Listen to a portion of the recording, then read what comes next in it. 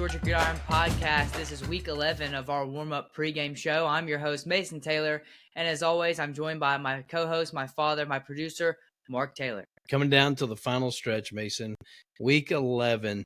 And what's ahead in this podcast episode is live show announcement, fan zone, game of the week, and Mason's matchup, his predictions and previews for this upcoming Friday's games. And we've got some doozies. State playoffs live podcast show. It's going to be hosted Monday, November 3rd, 6:30 to 8 o'clock at Buffalo Wild Wings here in Carrollton. So we'll find out who's in. I think that is the same day, earlier in that day, that it will be the bracket reveals for each class. But this will be a special live episode recording in Team Spirit Night. I've been able to talk with some of the athletic directors and coaches. They're excited about sending some of their coaches and players, and we'll give more announcements on that as we get closer. We want to start off with a fan zone. Just Blitz Football posted this on social media on Instagram. This AAA Blitz is taking over football. So this is actually Mason's team, Georgia Tech, on defense against the North Carolina Tar Heels. And so basically what you have here is they have two linemen that are coming. They are showing a blitz, but then it allows the safety to be able to come in through the middle because you've got the center picking up. He's forced to have to pick up either a left or a right guard. So this is a beautiful play. And I think 16,000 people agree because they forwarded this and shared it with people, and 19,000 actually liked it and 91 commented on it. So great job, Just Blitz Football. And they post a lot of these. And so on occasion we may do that, but this is pretty cool. I've learned a lot from following some of their stuff, especially on defense because I'm more of an offense guy. All right. So GPB Sports Games of the Week for October 24th for watching on GBP TV, North, Gwinnett, and Norcross, Mason. Yeah, this is an important game for that region. Obviously, Norcross, if they were to get the win, not only would it be a pretty big upset, but Norcross would also, it would get their foot in the door for a potential region championship. Obviously, they'd still have to beat Brookwood. I believe that's their last game. But if North Gwinnett gets the win here, and it's pretty expected that they do, even though they're on the road, North Gwinnett would stay on their collision course to the region championship. And obviously on the right side there, you got North Atlanta at West Forsyth. And this is important because this is a region that Carrollton will be going head-to-head with in the first round of the playoffs. As of right now, I believe Carrollton would host North Atlanta in the first round of the playoffs. So obviously West Forsyth, I think they're the number one seed from that region. West Forsyth saw Douglas County in the playoffs last year. So again, we're going to see that region first round. Or no, not first round from last year, but North Atlanta. It's an important game because that could also shake some things up. I'm not too sure. You know, obviously, I think North Atlanta is number 4, West Forsyth again number 1. So it's pretty important. North Atlanta would be a pretty big upset. It would again shake things up in that region if they were to get the win. But I think everyone's expecting West Forsyth to get the win here, and again, this is important because it lets us know who we're going to be playing first round of the playoffs. But as of right now, I do believe it is North Atlanta. And I don't believe that Carrollton has played either one of those teams in playoffs, have they? I know I don't think we've ever played North Atlanta. I'm not sure about West Forsyth, but not in. I've never. In the last decade, and definitely not in the last 15 years. And then your game of the week, Central Lions will be on the road, traveling to take on the Griffin Bears. Yeah, last year Central got the win, I believe, 33-0. I was actually at that game last year at Central, but this year it's a little bit different. Obviously, Griffin, I believe they won one game last year. They're now 6-2, and this is now the second time that Central was in a region championship situation on the road. Earlier, the last game we went to actually was Central at Jonesboro. That was a region championship moment for Central, and now they're in yet again another region championship situation here on the road, taking on Griffin. We'll get more into that later, but I don't know if this will be the closest game this week, but this for sure, because of the importance of playoff implications and region championships, because Central's chasing their 3rd straight region championship, and it would be that would mean that they would have won a region championship in every single year that Coach Brown has been the head coach there. This is important. Obviously, Carrollton doesn't have a great history with Griffin. And last time I think they played was 2013 in the state championship. St. Griffin beat them. But I would love to see Central get a win here, not only for Central, but also for Carrollton kind of get back at Griffin. Yep. Last time we were on the road with Central, they were playing Jonesboro. It was Jonesboro's homecoming, and that game ended with a 47-yard field goal to give the Lions a win. That was exciting finish. All right. Well, we're going to get into all the action for this Friday night's games, Mason's matchups. Mason, who are you starting with today? We'll start off with Bowden. Okay. Bowden, they come into this ranked number 4 in Class 1A Division II, according to GPB Sports. I don't agree with that necessarily. I think that's a little low for them, especially since, I know they lost to Haralson County. I know they lost to Fellowship Christian. I still think it's a little low.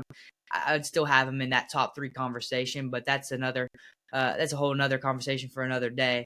They're taking on the Greenville Patriots. Bowden has been a perfect 11-0 against Greenville, and obviously they're going to look to pad the win column further on Friday, and the Red Devils are going to head out on the road. The teams are on pretty different trajectories at the moment. Obviously, Bowden, they've won 3 straight. If you include the forfeit, Greenville has 4 straight defeats. So, but really none of that matters when you're on the field. And Bowden's offense, they're going to try to repeat the strong performance they gave 2 weeks ago when they hosted Mount Zion's usually dominant defense. And the Red Devils simply couldn't be stopped as they beat the Eagles 44-7. And the Red Devils might be getting used to big wins because that's now their 5th matchup where they've won by 20 points or more this season. And in that game, their success was a result of a balanced attack that saw several players step up, but senior quarterback Joshua Hopkins, he really led the charge. He rushed for 131 yards and 1 score on only 11 carries, and he also had a 61 passing yards and a pair of touchdowns. His longest rush was for an incredible 78 yards. But then also junior athlete Connor Daniel kind of does everything. He also ran for 142 yards and a touchdown on only 13 carries, and that was just one part of a very punishing run game by Bowden. They finished the game with 299 rushing yards, and that's the most they had posted since last year's semifinal matchup against Irwin County. But on the other side of the ball, a lot of credit goes to Bowden's front 7. They had 4 sacks in that game. It was a dominant display, and it was truly a team effort because 4 different players picked up 1 apiece. So each sack was by a different player. But Greenville, they fought the good fight in their overtime contest against Tryon on Friday, but they did wind up with a less than desirable result. They took a 26-20 hit to the loss column at the hands of the Bulldogs. Bowden will have to keep a close watch on Greenville's senior wide receiver Jameer Smith and their senior running back Marquell Deering. They're a pair of players who had big impact on Greenville's prior game. Smith picked up 173 receiving yards, while Deering rushed for 116 yards on only 14 carries. Marquell Deering's rushing production has been exceptional recently. It's his 3rd straight game with at least 116 rushing yards. That's absolutely incredible. But their loss did drop their record down to 3-5. Obviously, Bowden, that win bumped their record up to 6-2. So Friday's game will probably be decided on the ground. Bowden's been excellent on the ground this season, averaging 177.8 rushing yards per game. But it's not like Greenville struggles in that department either, because they're averaging 328.1 rushing yards per game. So there's a good chance that Friday's matchup will turn into a tough fight on the ground. Last year, Bowden did beat Greenville 58-7, wasn't close. Bowden had a 42-7 lead at halftime, so that'll be an impressive feat they're going to try to repeat on Friday. And to be honest with you, I don't know if they're going to score 58, but I think they're going to get close. I have Bowden winning this one 49-9, a 40-point victory for them. To be honest, Bowden, from here on out, obviously after that region championship game against Mount Zion, I told you it's going to be smooth sailing from here. Just got to beat Greenville and Tryon. They're not very good. So obviously their road to the 1 seed in the playoffs, and as they're continuing to try to go for their 4th straight state championship, starts kind of here. And obviously I don't think this is going to be close. Greenville, obviously they do have some weapons, but not anywhere close to Bowden, and I don't really care that Bowden's on the road either. Now, Bowden has had both of their losses this season. Their only 2 losses on the road, but Greenville, their only wins came against some pretty bad opponents, not very impressive. So that's why I have Bowden winning this one. And then we move on, Mason, to Bremen Blue Devils. Yeah, Bremen, they're hosting Haralson County. This is actually the last time this season, unless something happens in the playoffs. This is the last time we'll have two teams from this area going head-to-head with each other. So what a way to end it with Bremen and Haralson County, a pretty big rivalry. Excuse me.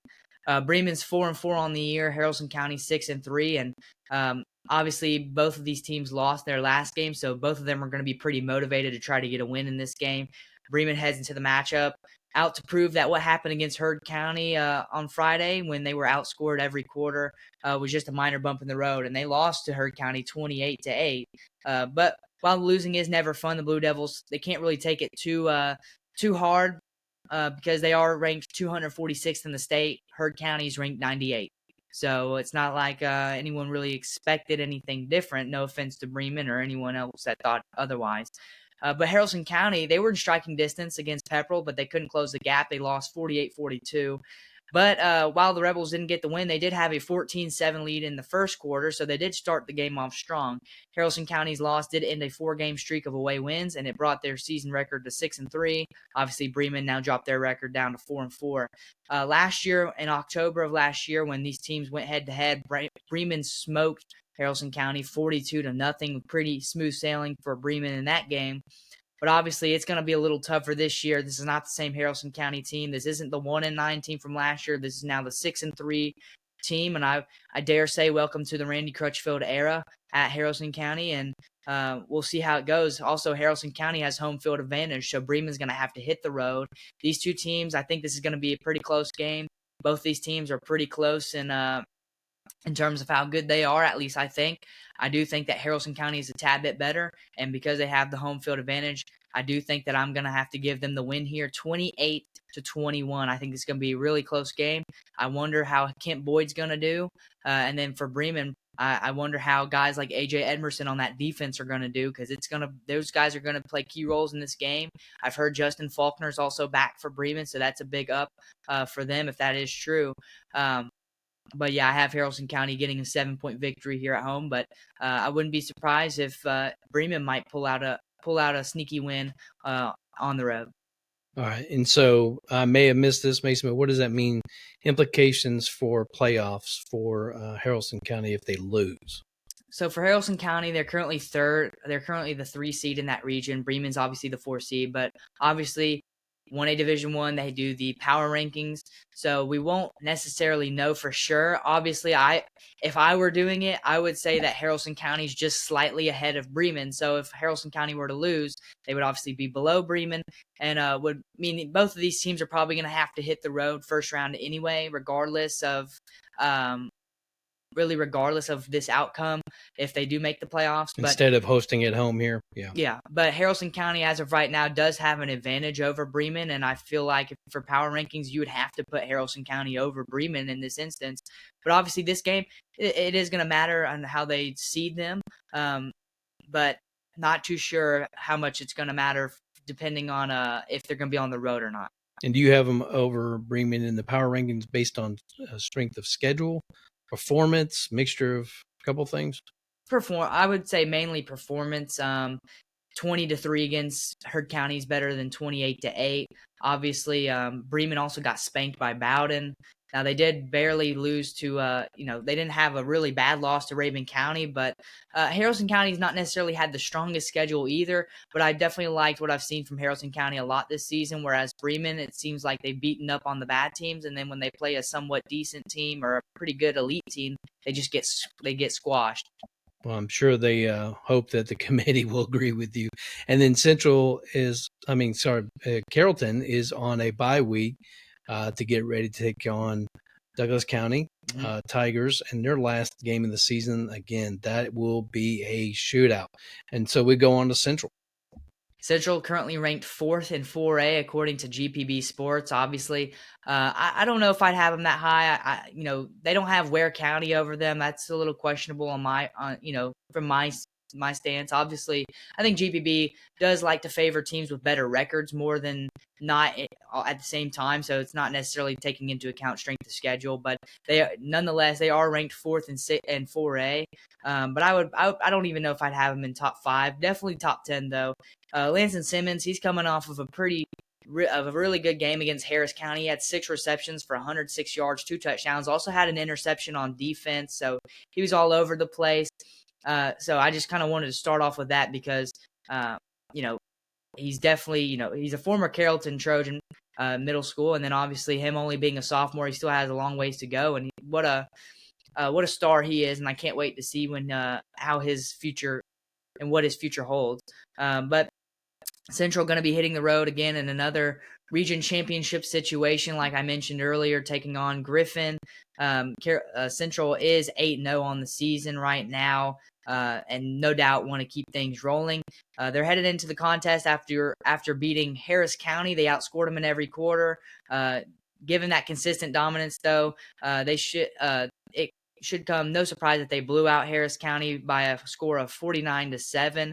The result was nothing new for Central, who have now won 6 games by 37 points or more so far this season. For Griffin, they did not score first on Friday, but they did score more than Jonesboro as they defeated them 21-15.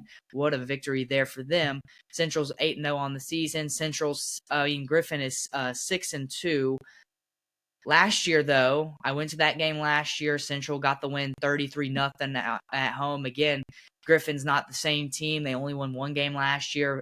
It's almost the same situation as Haralson County. Won 1 game last year. Now they're 6-2 and in a region championship conversation. But Central doesn't have the home field here. Central, obviously, they've had some of their closest games this season on the road. 3-point win against Jonesboro. 3-point win against Oxford. 2 of their biggest wins this season have been on the road. We're gonna see if that changes this Friday or if not.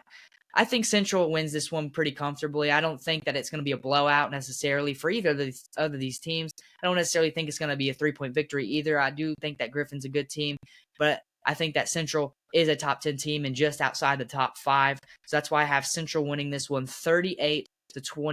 Wow. Now, do you think Central will be a slow and steady, or are they going to come out striking fast and furious from the beginning, or maybe Griffin does? Well, obviously, when we went to Jonesboro, they started off hot. They did start that first half was pretty much all Central. Obviously, coming out of the half, though, it was pretty much all Jonesboro, and Jonesboro made it a close game, tied it up at 21, and made Central have to have this drive at the end to set up a game-winning field goal, which they did. So we'll see if they're going to start out hot and then slow down. If they're going to start slow and then speed up, maybe they're just going to start fast and never take their foot off the gas. Maybe they just don't ever get anything going. I don't know. But if it's anything like that Jonesboro game, it's they're going to be up at halftime, but then second half will start to slow things down. But we'll just see how Griffin comes out, to be honest with you. I think that's going to be interesting to see how does Griffin because, I mean, this is good. This is the best team they've taken on all season long. So how does Griffin go head-to-head with the best team they've played? That's really my question that I have for this game, and it'll be exciting going to watch that one. Yep, and you and I will be on the road to see this game in person. Hopefully, we're trying to get on the field. That would be a great perspective to watch this game. We're trying. Well, Central's already been there once this year. They went first week 1. They were there to play Spalding, and now they're going to be back because they share a stadium. So that'll be, Central. They're going to have to go back to the same exact stadium they were previously in the year. I don't know if they're too happy about that. Well, it's familiar. That's good. Yeah. And then we move on to Heard County Braves. Yeah, the Heard County Braves, they're going to be hosting the Model Blue Devils. These teams, just like Bowden and Greenville, are on 2 different trajectories. I can already tell you that game's done. Let's move on to the next one. No, that's not fair to Model. Heard County's, they've won, obviously, 8 straight wins. They're undefeated at 8-0. Model, they've lost 5 straight, though. But, again, none of that matters once you're on the field. Heard County is headed into the matchup after beating Bremen 28-8. They outscored them in every quarter. But considering that they've won 6 games by more than 19 points so far this season, that blowout was nothing new. Junior quarterback Ethan Tisdale, he produced another solid performance. He rushed for 133 yards and a pair of touchdowns. He also threw for 153 yards and 1 touchdown on only 11 passes. And that's the most rushing yards that he's had since back in November of last year when they played Pepperell week 12. But Heard County's leading receiver, junior Brody Buck Cofield, he was Tisdale's top target yet again. It's great to see him back from that injury, but he picked up 146 receiving yards and 1 score. So what a way to return. And then meanwhile, though, Model, they played a tough game Friday. They were outscored in every quarter by Darlington. They fell 47-21, and we'll actually talk about Darlington later on because that's who Temple has this Friday. But Model did get spanked, even though they put up 3 touchdowns, and that dropped Model's record down to 1-7 on the year. One of those 7 losses was to Bremen. We were at that game, and Model didn't look too good. Bremen did not take their foot off the gas until the very end when Model got a score finally. But Model not an elite team by any stretch of the imagination. But last year though, Heard County only beat them 38-26. They had to grind out that victory. So interesting that they only beat them by 12 points last year. And this year, obviously, I think it's going to be a lot more than 12 points that decides this game. But the question I'm going to pose to you, Dad, do the Braves have another victory up their sleeve, or will the Blue Devils turn the tables on them? No, Heard County all the way. Matter of fact, I was talking to Coach Lassiter today. Great guy. Shout out to Coach Lassiter. You're leading a great program, great season. We did not talk about this upcoming game because you'll have to wait to listen to Mike Pierce on the Coaches Clinic every week on Friday, 102.7 before the games get started. But we were talking about an event coming up that obviously our live recording for the state playoffs. But I know they're playing way too strong, too confident. They're playing solid, not many flaws there. So I see Heard County Braves all the way on this one. I'd have to agree. Heard County, I forgot to mention they're ranked 3rd in 1A Division I according to GPB Sports. Again, I think I'm not trying to be a hater on Heard County. I do think that's a little high. I would probably have them at maybe 5 or 6, probably at 5. But Heard County, I do think they win this game 49-10, a 39-point victory for them. This should be easy. Heard County, really, I think they're just trying to get through this game because the week after that, on Halloween, that's when the region championship happens. Pepperell, they do have a break this week, so they get a week to prepare for them and to rest. They're going to need it. So Heard County getting ready for that region championship collision against Pepperell. So I think they're just trying to, go out here, execute against Model, and then get prepared for the region championship. I will say, I think the Model Cheerleaders may hold the record for the most backflips, though, during the game. They're very impressive. All right, Mount Zion was on a bye week last week, but they're back. What kind of contest do they have this week? They are, and don't let that 2-5 record of Manchester fool you. Manchester and Mount Zion, even though Mount Zion's 7-2, so they almost have a reverse record of Manchester. This is going to be a close game. This is, I think, going to be one of the closest games this week. I'm sure you have some keys to success of why that is. Yeah, and Mount Zion, they're hitting the road. This is Mount Zion's last game of the regular season. Next week they do have a bye week, so this is it for Mount Zion before the playoffs. They have 2 weeks to prepare, or two pretty much 3 weeks to prepare for the first round of the playoffs. Which, as of right now, they're going to be, I think they're going to be at home because they're the 2 seed, so they're going to be at home in the first round. I think against Wilcox County, but. Both of these teams did take a loss in their last game to the same exact team. It was both of these teams lost to Bowden last time they played. Mount Zion, they're headed into this one, trying to prove that 2 weeks ago when they played Bowden and lost 44-7 in a blowout, that was just, again, playing a really good team and 3P had a hiccup. Huh? Yeah, 3P. Yeah. Bowden's a tough team to play. It doesn't matter who you are. But losing's never fun, obviously. Mount Zion can't take it too hard on them. Bowden is ranked 115th in the state, while Mount Zion's only 282nd. So, again, not close in the rankings there. Manchester, they got blown out by Bowden last time they played. They played 3 weeks ago, though. So they've been on a bye week for the past 2 weeks. That's a vacation, man. Trying to get prepared for, I guess, this game.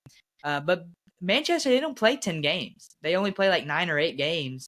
They've done that for the past year. I don't know if they did it before that, but something with their scheduling. I don't know. They may have to go to 9-man, 7-man, something. Yeah, they don't play a full 10 game schedule. But 3 weeks ago, they lost 49-13 to Bowden.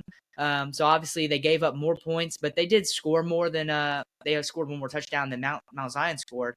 Manchester was down 28-6 at halftime, and then in the second half still gave up 3 more touchdowns to Bowden. That loss for Manchester at home was their first loss since the semifinals last year, and it brought their record down to 2-5. Like I mentioned earlier, Mount Zion's now obviously 7-2 after that loss. Last year in October, Manchester got this win easily, 48-14. Easy win for them. But despite that dominant victory from last year, this year the Blue Devils, they own their worst record in 5 years. This is the worst record they've had since 2020. The past couple of years, they've been state championship contenders. Obviously, like I just mentioned earlier, they were in the semifinals last year, and now they're 2-5. On the other hand, Mount Zion, they hold their best record since 2020. So both of these teams obviously trending in 2 separate directions. I don't care. I think this game is going to be really close. Mount Zion is on the road. Mount Zion has not done good on the road all season long. Week 1, they were on the road, Chattahoochee County, beat them 27-6. It was somewhat of a good win. I mean, that's not a bad win. They beat them by like 21 points. But then they went on the road to take on Pike County. That was when they suffered their first loss. And then they went on the road to take on Bowden, and that's where they suffered their second loss. So they have not done well on the road this year. And I know I'm dogging on them right now, and you probably think that I'm going to say Mount Zion's going to lose. I don't think Mount Zion loses this game, but I do think Manchester will hang around in this game. I have Mount Zion winning this one 27-24. A 3-point victory for the Eagles. Field goal.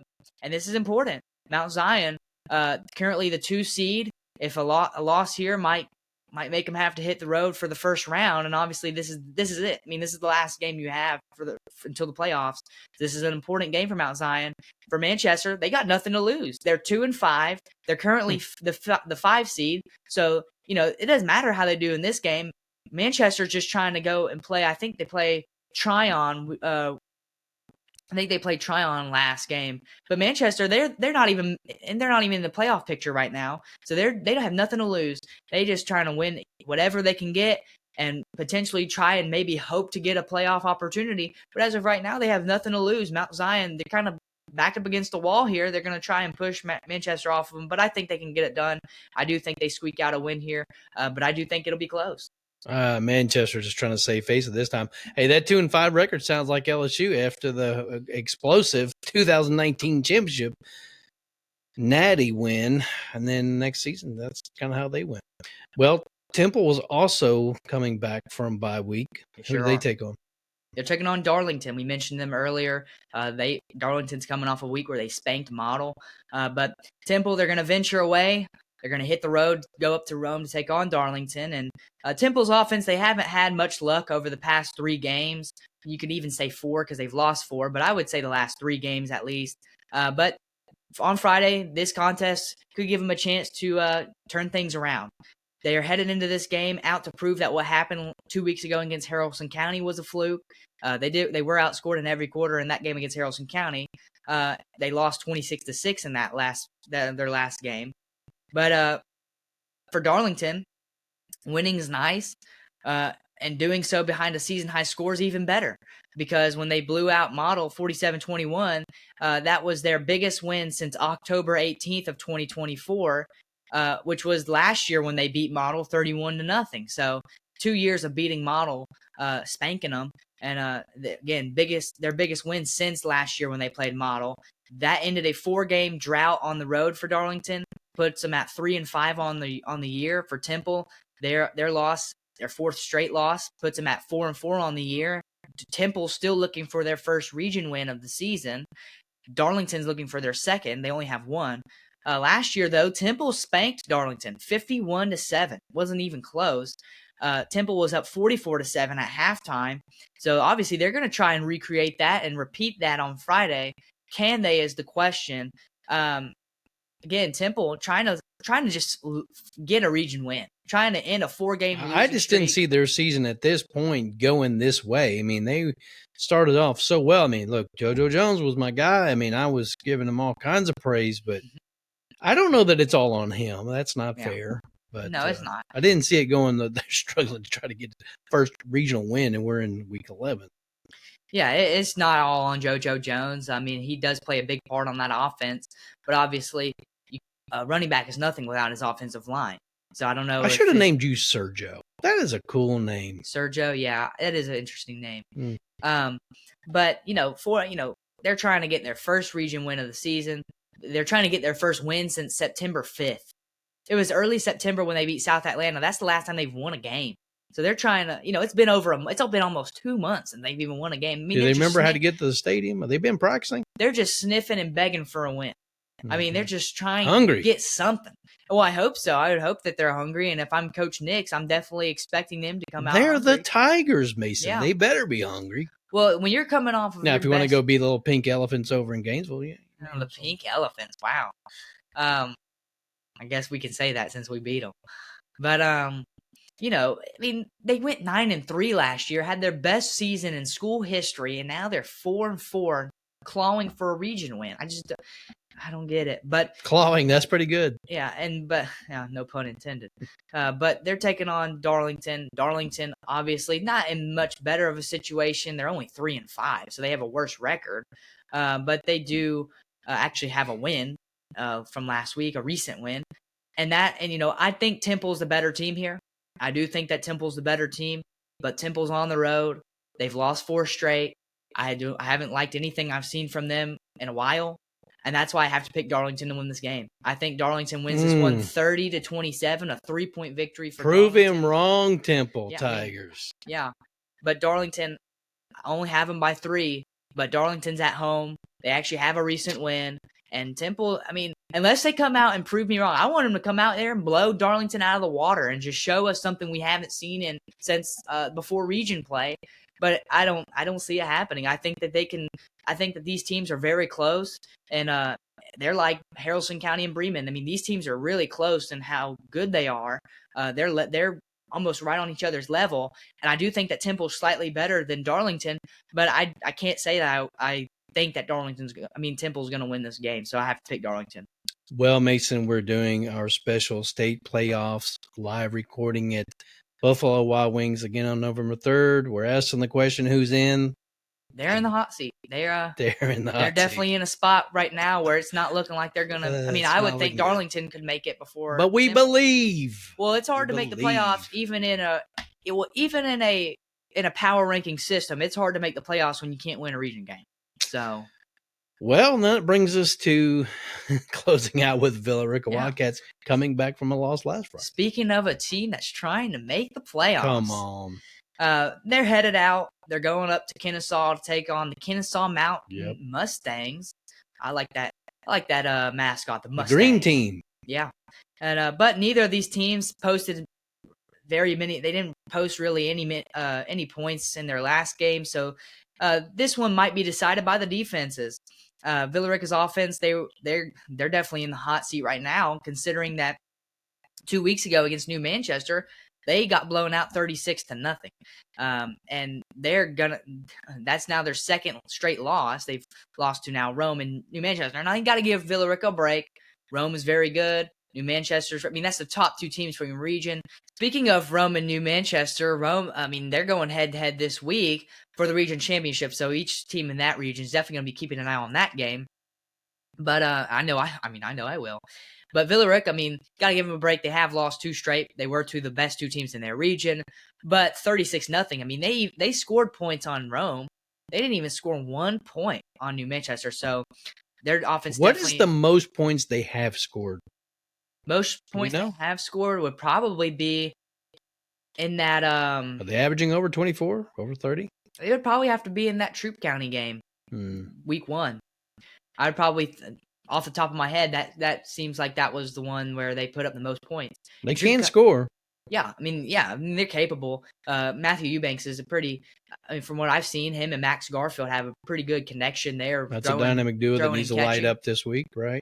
Yeah, but Villarica, you got to give it to them. Week 1, when they barely lost to Troop County, that Troop County team's one of the best teams in 3A. They actually just got a huge win over LaGrange in region play, and both of those teams top 10 in 3A. But again, Villarica, it's rare to see their offense this year get blown out, because that's the first time they've done it. So their offense definitely in the hot seat. But Kennesaw Mountain, they got outscored in every quarter. They took on East Paulding, who's currently the 3 seed in that region. They lost 37-12. But again, Kennesaw Mountain's 243rd in the state. East Paulding's 73rd. So it's on paper, it's not close anyway. But Kennesaw Mountain, they're 2-6 on the year. Villa Rica's only 3-5, and I say only, but again, could be worse. But last year, Villa Rica smoked them 45-18. Easy win for Villa Rica. But the matchup might be a little tougher now in Villa Rica. They are having to hit the road. So we'll see if the change in venue, if that really makes too much of a difference for this team. And I think Villa Rica is better than Kennesaw Mountain. I don't necessarily think it's going to be a comfortable win. I do think it has the potential to be just slightly over a one possession game. I have Villa Rica getting the win here though, 31-21. And Villa Rica, this is an important game because they do have Kennesaw Mountain this week, and then they have East Paulding next week. They got to win out if they want the 3 seed. They got to win this game and then beat East Paulding because East Paulding's in the 3 seed. So if they want to get the 3 seed, they got to win out. If they just want to make the playoffs, they got to win this game. As long as they win this game, they're fine, and I think they will. Again, 31-21. I think their offense does just enough to keep ahead. But you never know with sports. But yeah, I do have Villa Rica getting the win here and getting up to 4-5. I'd love to see them beat East Paulding on Thursday, the 30th. But we'll get to that bridge when we get there. But yeah, I have Villa Rica getting the win here. Well, Coach Barron, you reached out to me today. I appreciate you. I look forward to speaking with you, sir. But good luck to you and your crew there. Listen and share us on Apple Podcasts, Spotify, watch us on YouTube channels, comment on YouTube so that people can find us. And we'd like to always read your comments. We've got some that have been coming through lately that we may be sharing here soon. So, Mason, with that, any closing comments, opinions, or thoughts? I'm really excited for playoffs. I'm ready to see the matchups. I'm ready to see how far some of these teams can really take it. I'm ready to see who can make a run and who can't. Hopefully we have, in the past few years, we've had at least 2 teams make the state championship. I mean, Carrollton and Bowden have been kind of in the state championship picture for the past 3 or 4 years. Hopefully we can get some more teams into that playoff. I mean, the goal is always to have each and every one of these teams in a state championship or a really deep playoff position. Obviously, it's very difficult to do that when you have 9 teams you're covering, and obviously it's hard enough for one team to do it, much less 9, and all in the same area. But I'm ready for playoffs. To be honest with you, I'm ready to see how everybody, region play. It's kind of boring because you get some of those bad playoff teams and it's just blowout, where you're getting blown out. We've seen some of the teams around here get blown out, but I'm ready for some of this more competitive football here starting off the playoffs. So, yeah. Well, should be a good weather weekend for football. I know you would prefer to be in the booth with Trojan Nation Network, 102.7, calling the Carrollton game. Hopefully we can be on the field, so that's even better. Yeah, but Griffin, we're coming for you. Central Lions, they're coming at you. So, all right, until Monday's recap wrap-up show, everybody have a great weekend. Go out and support your teams. Fulfill that thing you've had on your list for a little while, maybe that bucket list. Do something good for yourself this weekend.